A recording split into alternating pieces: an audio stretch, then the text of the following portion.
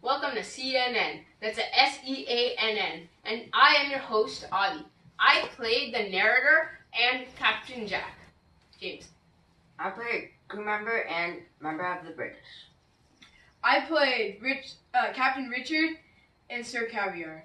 And today we bring to you the Transoceanic Pirate Alliance.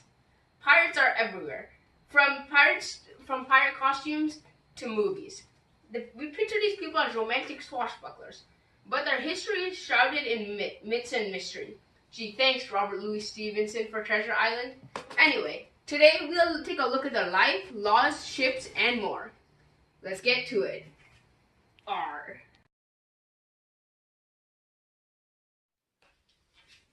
Pirate myths.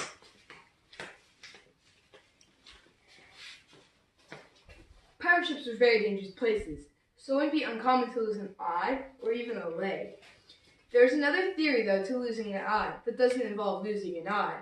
Pirates used an eye patch so when they were on the deck and then went under the deck, there wouldn't be any time that their eyes would have to adjust to the light, because being on the deck, the ocean reflected a lot of light into your eyes.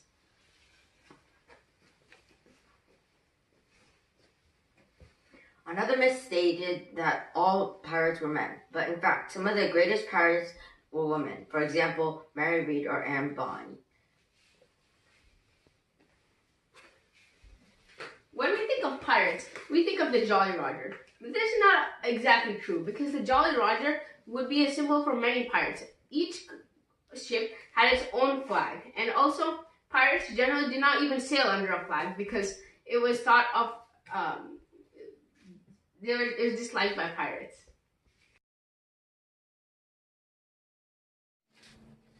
Life at sea. Life at sea was dull for pirates. Most of the time was spent maintaining the ship and fixing the equipment. I'm so tired of eating biscuit every day. I wish I could have something else. The ramen is very good. I'm so bored. Don't worry, tomorrow we are going to the land and to a fine tavern. Yes, last time we made a fortune. Pirates still had fun. They spent their time playing dice and cards, and when on land, they wasted their money on alcohol, gambling, and women.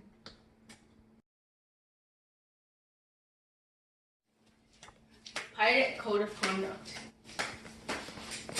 Common misconceptions about pirates were that the captains were ruthless to their subordinates, but in fact, they actually had a constitution and the ship was completely democratic. Congratulations on your promotion to Captain Richard. Aye, now what do you want in your constitution?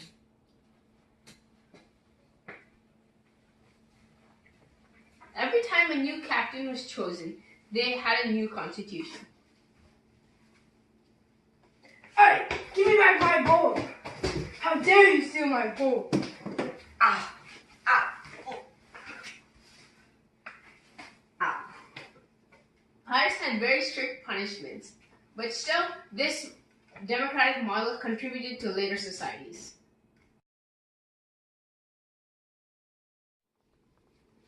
Pirate clothing.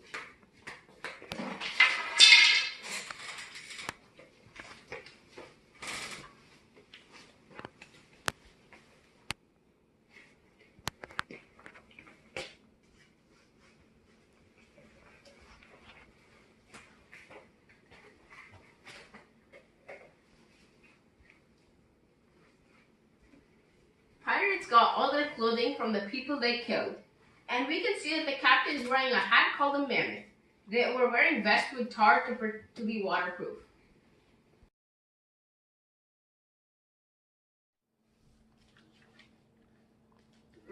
remorse for piracy.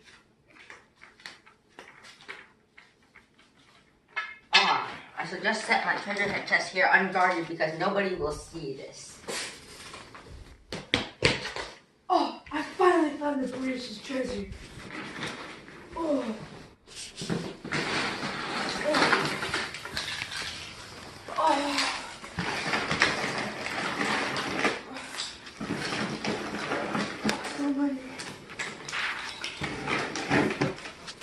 Yes, this could happen, but usually the things that pirates got were more like supplies, food, and equipment.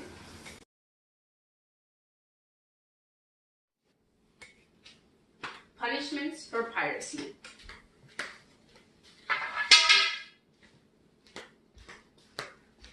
Bring forth the prisoner.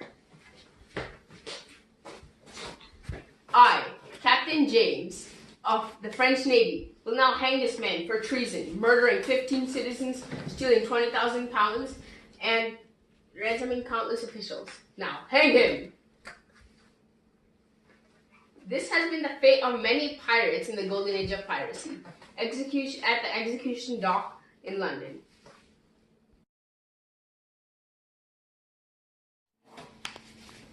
Pirate weapons. Pirates use a variety of weapons. They use weapons such as flintlocks or firearms and hand-to-hand weapons. My flintlocks are the finest quality. I have a blunderbuss and a pistol. A blunderbuss was a shotgun-like weapon with a short barrel and flared muzzle. My cutlass and knife are far more superior than your flintlocks. A cutlass was a curved sword that pirates used. My blades were made from steel imported from Syria.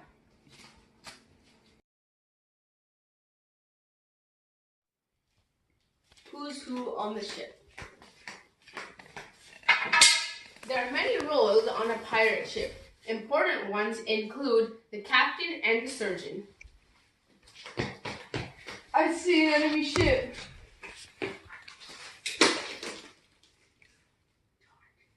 Charge!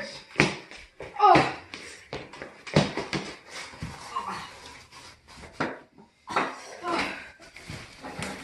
My arm. Medic! Don't worry, I have something that can help you.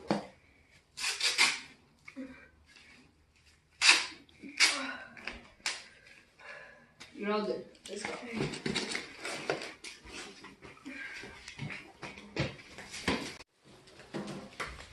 Other jobs include the carpenter, boatswain, navigator, cook, and others. Everyone has their own role to play in the ship. Pirate ships. To meet their needs, pirates had a variety of ships. The most common one was the Bermudan sloop. It was a very common pirate ship and was fast and easy to travel in and could still carry a sizable amount of cargo and goods. It was much faster than the regular ship and could capture big and slow ships very easily. The second most common was a brigantine, a two-muster sailboat similar to this, and was the second most popular ship. It was durable and can withstand very strong waves, and it was known for a large crew, lots of space, and weapon storage. And it could afford to carry weapons such as cannons. It was designed to carry lots of equipment, so it was slow and bulky compared to other ships. The third most common was a frigate. It was even bigger, and it had at least 28 cannons. It had 1 to 2 gun decks. Imagine a second gun deck under here. It was used for patrolling and escorting, and it was a good ship to rob. A famous one is the Queen Anne's Revenge, Captain Blackbeard's. And lastly, this merchant ship, such as the Quedagh Merchant, the one that the infamous Captain Kidd had held valuable merchandise and snuck up on ships, offered surrender, and attacked, and it would easily transport goods.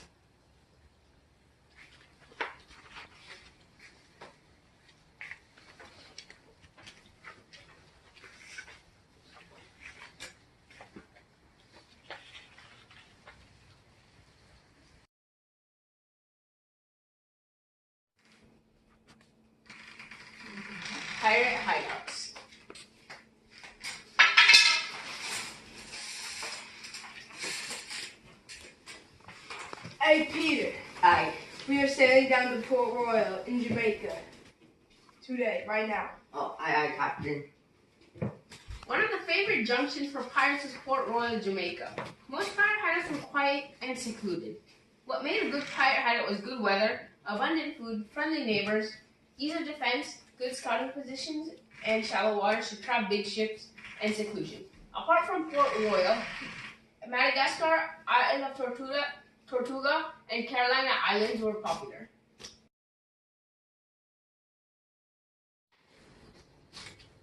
Different types of pirates. My name is Sir Caviar, and I work for the French. My job is to raid pirate ships and get the Peruvian gold. I'm a pirate. I work for no one. I settle my needs for myself. A privateer was hired by one country in order for the other country to destroy other countries' ships. So it was a win-win situation. The pirate got some of the gold from the gold and other riches from the ship, and also the country who hired them got the chance to destroy an enemy's ship. And a pirate was a danger to everyone because he was a free-for-all.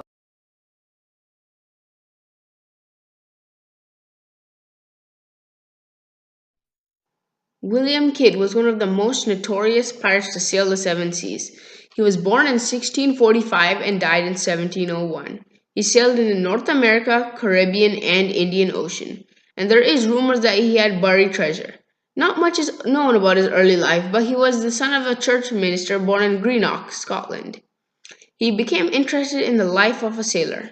His first records say of 1689 at age 44 and was part of a French-English pirate crew in the Caribbean.